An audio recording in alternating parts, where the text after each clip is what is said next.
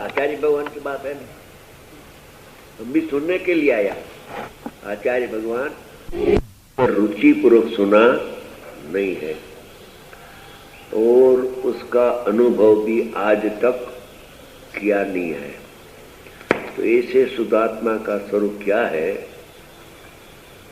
जिसको जानने से, अनुभव करने से भव का अंत आ जाए। 4 गति 84 लाख योनि का जो दुख आ रहा है परिणाम में, और दुख की निवृत्ति हो जाए और आत्मिक अविनाशी स्वाधीन सुख की प्रकटता हो। आत्मिक अविनाशी और स्वाधीन, उसका नाम सुख है। वो सुख की कल्पना, वो सुख है नहीं, हो तो एकांत दुख है।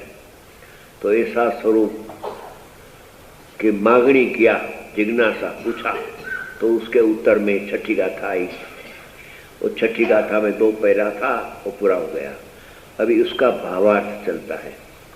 आज से 200 वर्ष पहले ये भावार्थ लिखा है, जयचंद पंडित ने लिखा है ढूंढाड़ी भाषा में। उसका हिंदी अनुवाद हुआ मुंबई में और उसका गुजराती हुआ। अक्सर ये भावार्थ सोनगढ़ का नहीं है, मगर जयपुर पंडित जी ने जो लिखा है उसका मात्र अनुवाद करके ये गुजराती लिपि में है। तो भावार्थ क्या कहते हैं कि अशुद्धपना वो परद्रव्य का संयोग से आता है, यानी जो परिणाम में अशुद्धता, अनादिकाल से मलिनता, जो आश्रव तत्व की प्रकटता होती है न, संवर प्रकट नहीं हुआ है आज तक। तो जो आश्रव यानी जो भाव से कर्म का आवागमन होवे, वो परिणाम का नाम आश्रव तत्व है। राग, द्वेष, क्रोध, मान, माया, लोभ, हास्य, रति, अर्थ इत्यादि जो विकारी परिणाम होता है वो अशुद्धता है। अशुद्धता परिणाम में है और शुद्धता द्रव्य की है। मगर इधर अशुद्धपना जो अनादिकाल से मिथ्या दर्शन उत्पन्न होता है, अज्ञान, वो परद्रव्य का संयोग से आता है। यानी अपना जो परिणाम में राग आदि उत्पन्न होता है, और राग उत्पत्ति का कारण अपना शुद्धात्मा नहीं है। शुद्धात्मा है तो राग उत्पन्न होता है, ऐसा नहीं है। और निमित्त है तो राग उत्पन्न होता है, ऐसा भी नहीं है। मगर अपने स्वभाव को जब भूलता है आत्मा स्वयं, तब उसके अवस्था में मिथ्यात्व का राग उत्पन्न होता है। तब मिथ्यात्व की राग की पर्याय प्रकट होती है, उसका नाम है नैमित्तिक। तो नैमित्तिक स्वाभाविक नहीं, नैमित्तिक अवस्था होती है, उसका लक्ष्य निमित्त पर जाता है। निमित्त का लक्ष्य से नैमित्तिक परिणाम प्रकट होता है। तो अशुद्धता जो परद्रव्य का संयोग से यानी उसका लक्ष्य से पर्याय में अशुद्धता प्रकट होती है। ત્યાં मूल द्रव्य तो अन्य द्रव्य रूप होता नहीं है। जो ज्ञायक तत्व आत्मा है वो तो आश्रव रूप के निमित्त रूप होता ही नहीं है, वो तो अपना स्वभाव रखता है। तो भी परिणाम में अशुद्धता प्रकट, द्रव्य शुद्ध रहने पर भी वो जैन दर्शन की मार्मिक बात है, तो शादवाद है कि जो जीव तत्व सामान्य है, उस शुद्ध रहने पर भी उस शुद्ध का जिसको श्रद्धा ज्ञान नहीं है, ऐसे अज्ञानी जीव के पर्याय में अशुद्धता प्रकट होती ही है। अशुद्धता है, परिणाम शुद्ध हुआ नहीं है। अशुद्धता भी अनादिकाल की है और द्रव्य की शुद्धता भी अनादिकाल की है। तो अशुद्धता परद्रव्य का संयोग से आती है, तो भी जो मूल जीव तत्व है सामान्य, मलिनता आश्रव में आती है। मलिनता जीव की नहीं है, जीव तो पवित्र है और परिणाम अब अपवित्र हो गया है। जल तो निर्मल है, मगर जल की अवस्था माटी का निमित्त से मलिन हो गई है। मन मलिनता है वो जो जल की एक समय की पराश्रित अवस्था में मलिनता है।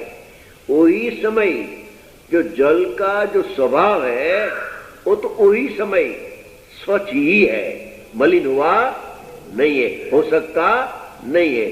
जो अपना स्वभाव मलिन हो जावे जल का, तो कितनी फटकड़ी डाले, 1 किलो 2 किलो 5 किलो तो भी निर्मलता पर्याय में प्रकट हो सकती नहीं।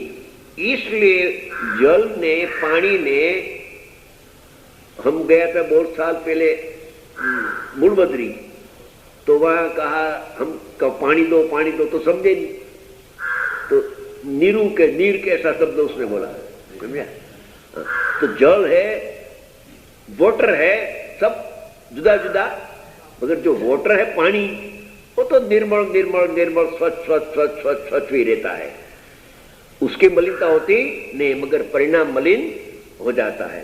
तो ऐसे भगवान जो आत्मा जीव तत्व है वो तो शुद्ध ही है, और उसका शुद्ध का श्रद्धा ज्ञान नहीं करता है, पर पदार्थ मेरा है ऐसा मानता है, तो उसकी अवस्था में मलिनता प्रकट होती है। तो उसमें परद्रव्य को निमित्त कहा जाता है। इसका नाम निमित्त नैमित्तिक संबंध परिणाम के साथ होता है।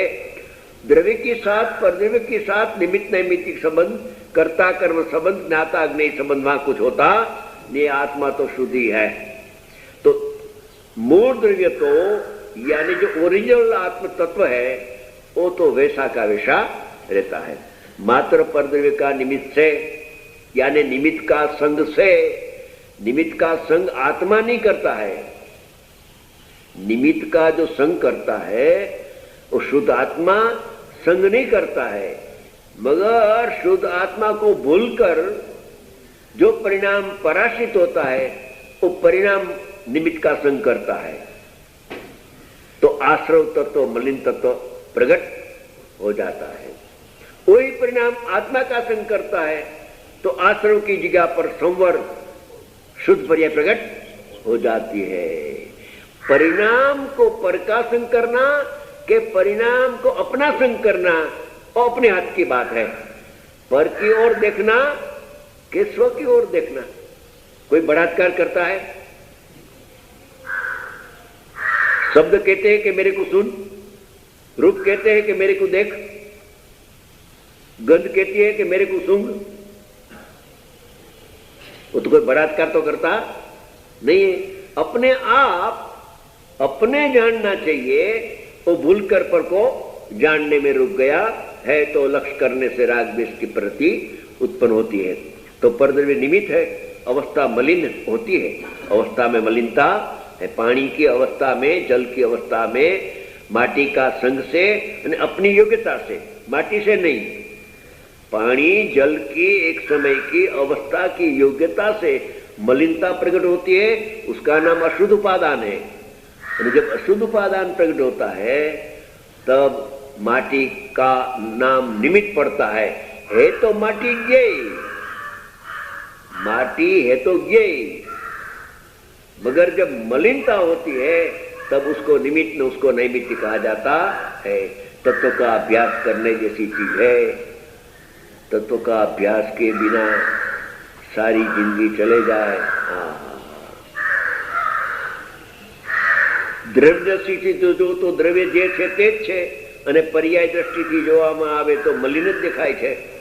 देखो आत्मा एक है, उसके दो साइड है, उसके दो साइड है, एक नित्य पड़खा ध्रुव पड़खा और एक उत्पाद पर्याय पलटती है, समय समय पलटती है। तो इधर देखूं तो मलिनता दिखती है, और ये साइड में देखूं तो निर्मलता, शुद्ध ने शुद्ध ही आत्मा। ऐसा एक आत्मा प्रमाण ज्ञान का जो विषय है वो द्रव्य रूपी है और पर्याय रूपी, पर्याय पलटती है और द्रव्य पलटता ने, उसका नाम उत्पादय द्रव्योत्तम सत कहा जाता है। दो को देखने के बाद इधर देखूं तो मलिनता, दुख ही दुख दिखता है, इधर देखूं सुख ही सुख दिखता है। इधर देखने के बाद क्या करना चाहिए? ऐसा कर लेना चाहिए, ऐसा जानकर ऐसा ऐसा किया है ने, ऐसा मैं रागी हूं, मैं द्वेषी हूं, मैं मिथ्या दृष्टि हूं, मैं मनुष्य हूं, मैं स्त्री हूं, मैं पुरुष हूं। इधर देखकर देखता नहीं है, देखकर ऐसा करता है, वो भूल है। देखने में भूल नहीं। राग को राग जानना वो दोष नहीं है। राग को जाना, मात्र जाना ऐसा नहीं रहा, ऐसा कर लिया मैं रागी हूं, इस प्रैक्टिकल बात चलती है। भंडारी जी, मनुष्य पर्याय देखने में आया, देखे तो वांधो नहीं, मनुष्य पर्याय देख के क्या क्या, मैं मनुष्य हूं, बस अज्ञानी मिथ्या दृष्टि हो गया। इतनी बार में मिथ्या दृष्टि अज्ञानी हो गया, महापापी हो गया, पाप कर लिया उसने, आत्मघात कर लिया। आहा, तो ऐसे देखते देखते ऐसा करते हैं अनंत काल से। पर्याय दृष्टि, पर्याय को जानकर पर्याय में अहम बुद्धि कर लिया और भूल हो गई। अच्छा, अभी क्या हुआ कि जब आत्मज्ञानी गुरु मिला कि आत्मा तेरे स्वभाव से तो जैसा है ऐसा शुद्धि है, और पर्याय में अशुद्धता है। अशुद्धता को देख ने, शुद्धता को जान, देख, दो को देखकर अभी क्या करना, ऐसा मत करना।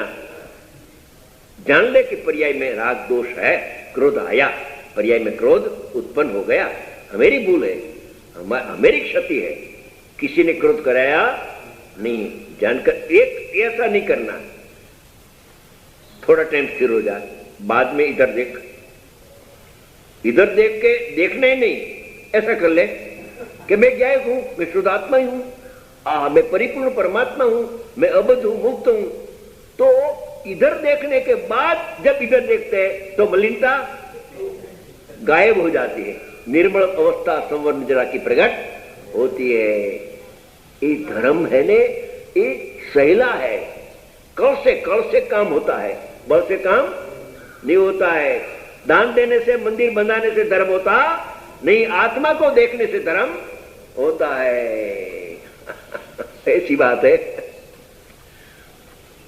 तो क्या कहा, इसमें लिखा है कि द्रव्यदर्शी से देखो तो जैसा है ऐसा है, और पर्याय की ओर झुक कर देखो तो मलिन ही दिखता है। ये रीते आत्मा स्वभाव नायकपणु मात्र है। क्या है, जानना जानना जानना जानना, राग को करना, ये आत्मा का स्वभाव नहीं। અને તેની અવસ્થા ઉત્પન્ન કરનાર નિમિત્ત છે રાગાદિ રૂપ મલિન છે તે पर्याय છે। द्रव्य और पर्याय स्वरूप वस्तु सारा है। पर्यायની દ્રષ્ટિથી જોવામાં આવે તો તે મલિન જ દેખાય, इधर देखे तो मलिन ही दिखते, और इधर देखे तो शुद्ध दिखता है, और इधर देखकर इधर देखे वो भी शुद्ध है, वो भी हो गया काम, बस खत्म हो गई बात। संसार का मिथ्या तो गया, तो संसार गया। बाद में थोड़ा चारित्र का दोष आता है, चारित्र का दोष आता है ना, साधक को दोष तो आता है, तो वो चारित्र का दोष को देखता है, ऐसा नहीं करता है। क्या कहा, चारित्र का दोष आता है, समझे, साधक को भी वो राग उत्पन्न हुआ, थोड़ा वितराग भाव में थोड़ा राग, मगर इधर ऐसा नहीं करता है, और अज्ञानी ऐसा कर लेता है, और इतनी भूल है। तो राग जाने का परिणाम है, जानता है। ज्ञानी क्या करता है, बस ऐसा ही रहता है, ऐसा नहीं करता है, ऐसा नहीं करता है। पर्यायની દ્રષ્ટિ જોવા આવે તો મલિન દેખાય છે, દ્રવ્ય દ્રષ્ટિ જોવામાં આવે તો ગાયકપણું ગાયકપણું, કઈ જડપણા होता नहीं है। राग जो जड़ है अचेतन, और रूप चेतन परमात्मा कभी होता नहीं है। અહીં દ્રવ્ય દ્રષ્ટિને પ્રદાન કરી કહ્યું છે, જે પ્રમત્ત અપ્રમત્તના ભેદ છે,